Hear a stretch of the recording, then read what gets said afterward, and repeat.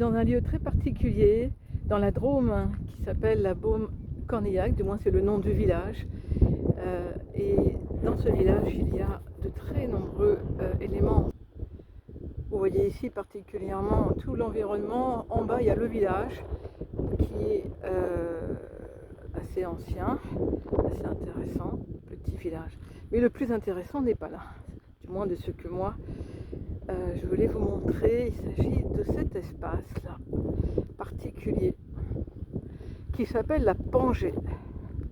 Et la Pangée, comme certains d'entre vous le savent, c'est le nom du continent initial de la Terre avant que ne se séparent les continents.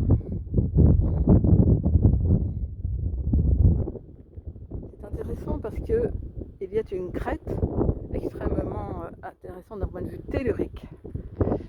Et au-delà de cette crête, on peut faire une belle balade dans tout cet espace. Et il y a pour moi ce rocher qui est assez phénoménal, qui s'appelle le rocher de la Pangée, que j'ai découvert il y a 3 ans, je crois, 3-4 ans, avec une amie et un groupe, et qui d'ailleurs a été l'occasion à ce moment-là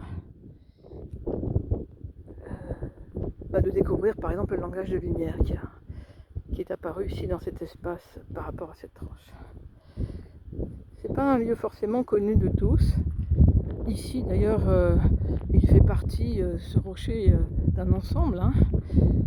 Il est montré comme le centre du monde, mais il fait partie de la promenade, on va dire, pour s'y arrêter d'une manière beaucoup plus énergétique et surtout en conscience. Et bien cela demande juste de le savoir, comme j'ai été accompagnée merveilleusement.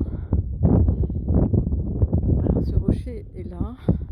Je voudrais peut-être vous le percevez, pour certains d'entre vous qui avaient la perception rapide, on va dire.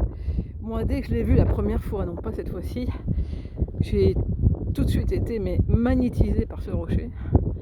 Et j'ai eu qu'une envie, c'était d'aller me coller à lui. Donc je ne vous raconterai pas ce qui s'est passé la dernière fois, parce que ce qui est intéressant, c'est plutôt comment l'approcher, parce que chacun peut y vivre vraiment de manière différente. Aujourd'hui, j'ai vécu quelque chose qui, on va dire, est un réajustement 3 ans plus tard, aussi de ce qui avait été vécu dans une certaine conscience à cette époque-là, et qui peut être transformé aujourd'hui dans une autre conscience. C'est du moins ce que j'ai perçu en le faisant et en le vivant. Voilà, donc ce rocher, vous voyez, il est grand, sans être très grand, mais enfin il représente tout à fait, avec cette faille au milieu. Donc c'est en fait 2 énergies à droite et à gauche qui ne sont pas les mêmes. Pour ceux qui voudront revenir ici ou venir ici, je vous conseille une chose, c'est d'aller ici d'abord du côté droit, afin de contacter. Alors quand je dis contacter, évidemment cela sera en fonction de la conscience de chacun, les autorisations que vous recevrez, puisque toujours avant d'entrer dans ces lieux-là, et bien avant d'entrer, parce qu'il y a toute une côte à monter quand même du village, il y a un chemin pour monter, il y a des paliers vibratoires à monter, des portes à ouvrir, et les autorisations des gardiens des lieux à obtenir. Donc ça, c'est le minimum.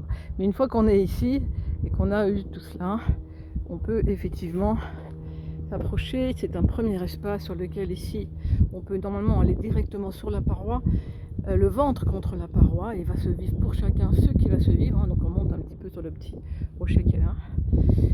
Et puis le temps nécessaire, ensuite on se retourne et on a le dos contre la paroi. Et vous verrez que ça, c'est pas du tout la même chose de ce qui se vit des 2 côtés.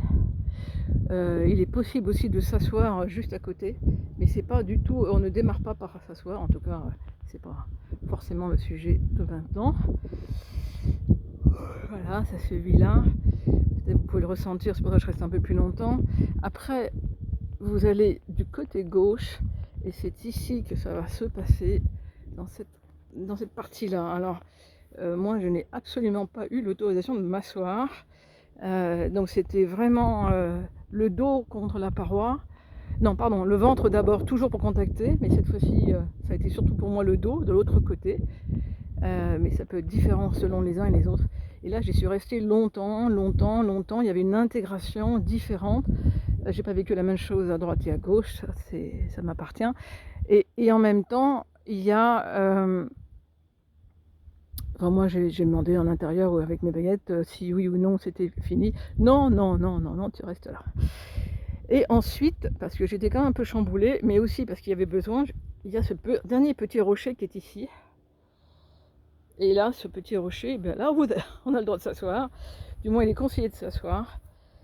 Et alors, c'est vraiment le petit rocher, hein, celui qui est le plus bas, celui qui est là, qui permet d'intégrer ce qui s'est vécu. Et là, j'ai dû retirer les chaussures parce qu'il y avait des vibrations très très fortes sous les pieds qui nécessitaient de rentrer dans la terre. Donc il y avait une intégration aussi par le haut vers la terre de tout ce qui s'est vécu. Le temps d'apaiser aussi tout ça. Voilà. Donc c'est un rocher vraiment extraordinaire. Le rocher de la Pangée à la Baume-Cornillac, dans la Drôme, que je vous invite un jour, si vous le souhaitez. Allez découvrir aussi tout ce panorama qui est quand même assez fantastique par ailleurs.